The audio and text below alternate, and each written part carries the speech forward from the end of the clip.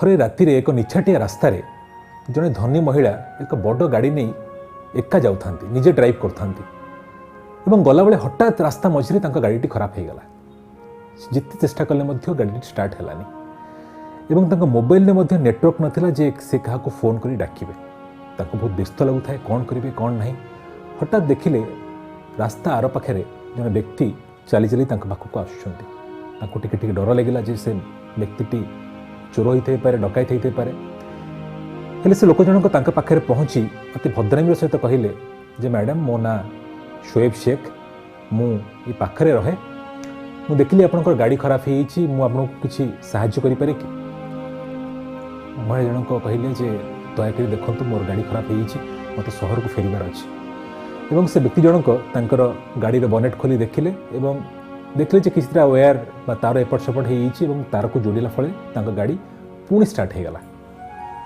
ସେ ମହିଳା ଜଣକ ବହୁତ ଖୁସି ହୋଇଗଲେ ଏବଂ ତାଙ୍କୁ କହିଲେ ବହୁତ ବହୁତ ଧନ୍ୟବାଦ, ମୁଁ ଆପଣଙ୍କୁ ଆପଣଙ୍କ ଫିସ୍ ବା କିଛି ଟଙ୍କା ଦେବାକୁ ଚାହୁଁଛି। ହେଲେ ଅତି ଭଦ୍ରାମୀର ସହିତ ସେ ବ୍ୟକ୍ତି ଜଣକ ତାଙ୍କୁ କହିଲେ ମ୍ୟାଡ଼ାମ୍, ମୁଁ ମଧ୍ୟ ଥରେ ଏମିତି ଅସୁବିଧାରେ ପଡ଼ିଥିଲି।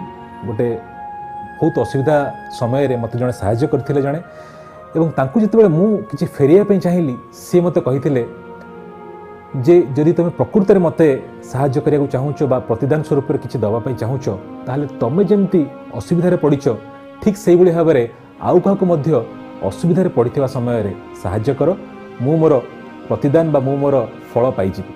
ଏବଂ ଏଇ ଯେଉଁ ଚେନ୍ ଅଫ୍ ହ୍ୟାପିନେସ୍ ସେ ଆରମ୍ଭ କରିଥିଲେ, ତା ଫଳରେ ଆଜି ମଧ୍ୟ ମୁଁ ଆପଣଙ୍କର ଗାଡ଼ି ଠିକ୍ କରିଛି ଏବଂ ଆପଣ ଯଦି ମୋତେ କିଛି ଫେରାଇବା ପାଇଁ ଚାହୁଁଛନ୍ତି, ଆଗକୁ ଯାଇ ଜୀବନରେ ଯଦି ଆପଣ ମଧ୍ୟ କାହାକୁ ଦେଖିବେ ଯିଏକି ଦୁଃଖରେ ଅଛି, କଷ୍ଟରେ ଅଛି ବା କାହାକୁ ସାହାଯ୍ୟ ଦରକାର ପଡ଼ୁଛି, ଆପଣ ତାକୁ ମୋ କଥା ମନେ ପକାଇ ସାହାଯ୍ୟ କରିଦେବେ ଏବଂ ଏଇ ଚେନ୍ ଅଫ୍ ହ୍ୟାପିନେସ୍କୁ ଆଗକୁ ନେଇକି ଯିବେ। ମହିଳା ଜଣକ ମନେ ମନେ ତାଙ୍କୁ ଧନ୍ୟବାଦ ଜଣାଇଲେ ଏବଂ ସହରକୁ ଫେରିଲେ। ସହରକୁ ଫେରିଲା ବେଳେ ସେ ରାସ୍ତାରେ ଗୋଟେ ଦୋକାନରେ କିଛି ଗ୍ରୋସରୀ ନେବା ପାଇଁ ଓହ୍ଲେଇଲେ ଏବଂ ଦେଖିଲେ ଯେ ସେ ଦୋକାନ ଭିତରେ, ସେ ଗ୍ରୋସରୀ ଷ୍ଟୋର ଭିତରେ ଜଣେ ମହିଳା ପାଖାପାଖି 7 ମାସର ପ୍ରେଗନେଣ୍ଟ ବା ଗର୍ଭବତୀ ସେ କାମ କରୁଛନ୍ତି। 7 ମାସର ଗର୍ଭବତୀ ହେବା ସତ୍ତ୍ୱେ ସେ ମନ ଧ୍ୟାନ ଦେଇ କାମ କରୁଛନ୍ତି, କଷ୍ଟମର ତାଙ୍କ କଥା ଶୁଣୁଛନ୍ତି ଏବଂ ପରିଶ୍ରମ କରୁଛନ୍ତି। ଏହା ଦେଖି ସେ ମହିଳାଙ୍କ ମନରେ ତାଙ୍କ ପ୍ରତି ଗୋଟେ ଭାବନା ଜାଗ୍ରତ ହେଲା ଯେ ମୁଁ ଆଙ୍କୁ କିଛି ହେଲ୍ପ କରିବି। ଏବଂ ଯେତେବେଳେ ଗଲେ ସେ ତାଙ୍କ ବିଲ୍ ସହିତ ଗୋଟେ ଖାମ୍ ମଧ୍ୟ ସେ ମହିଳା ଜଣଙ୍କୁ ଧରାଇ ଦେଇ ବାହାରିଗଲେ। ଯେତେବେଳେ ସେ ଦୋକାନରେ କାମ କରୁଥିବା ସେ ଗର୍ଭବତୀ ମହିଳା ଜଣକ ସେ ବିଲ୍ ସହିତ ସେ ଖାମ୍ଟିକୁ ଦେଖିଲେ ଏବଂ ଖାମ୍ଟିକୁ ଖୋଲିଲେ, ଦେଖିଲେ ଯେ ସେ ଖାମ୍ ଭିତରେ 10,000 ଟଙ୍କା ଅଛି ଏବଂ ତା ଭିତରେ ଏକ ନୋଟ୍ ମଧ୍ୟ ଅଛି। ସେଥିରେ ଲେଖା ହେଇଛି, ମୋତେ ଜଣେ ବ୍ୟକ୍ତି ସାହାଯ୍ୟ କରିଥିଲେ ଏବଂ ସେ ମୋତେ କହିଥିଲେ ଯେ ଏ ଚେନ୍ ଅଫ୍ ହ୍ୟାପିନେସ୍କୁ ଆଗକୁ ବଢ଼ାଇବା ପାଇଁ, ଏବଂ ସେ ଚେନ୍ ଅଫ୍ ହ୍ୟାପିନେସ୍ ଆଗକୁ ବଢ଼ାଇବା କ୍ଷେତ୍ରରେ ମୁଁ ତୁମକୁ 10,000 ଟଙ୍କା ଦେବାକୁ ଚାହୁଁଛି, କାରଣ ମୁଁ ଜାଣିପାରୁଛି ଯେ ତୁମର ଏ ଅବସ୍ଥାରେ ତୁମେ ଏଠି ପରିଶ୍ରମ କରୁଛ, କାମ କରୁଛ, ତୁମକୁ ନିଶ୍ଚିତ ଭାବରେ ଟଙ୍କା ଦରକାର ଥିବ, ରେଷ୍ଟ ଦରକାର ଥିବ, ତେଣୁ ମୋର ଏ ସାମାନ୍ୟ ହେଲ୍ପକୁ ତୁମେ ଗ୍ରହଣ କର ଏବଂ ଯଦି ପାରିବ ଆଗକୁ ମଧ୍ୟ ଏଇ ଚେନ୍ ଅଫ୍ ହ୍ୟାପିନେସ୍କୁ ବଢ଼ାଅ। ଏହା ଦେଖି ସେ ମହିଳା ଜଣଙ୍କର ଆଖିରୁ ଆନନ୍ଦରେ ଅଶ୍ରୁ ବାହାରିଗଲା। ସେ ଖୁସିରେ କାନ୍ଦି ପକାଇଲେ, କାରଣ ଟଙ୍କା ତାଙ୍କୁ ନିହାତି ଦରକାର ଥିଲା। ଏବଂ ଯେତେବେଳେ ତାଙ୍କର ଡ୍ୟୁଟି ସରିଲା, ସେ ଘରକୁ ଫେରିଲେ।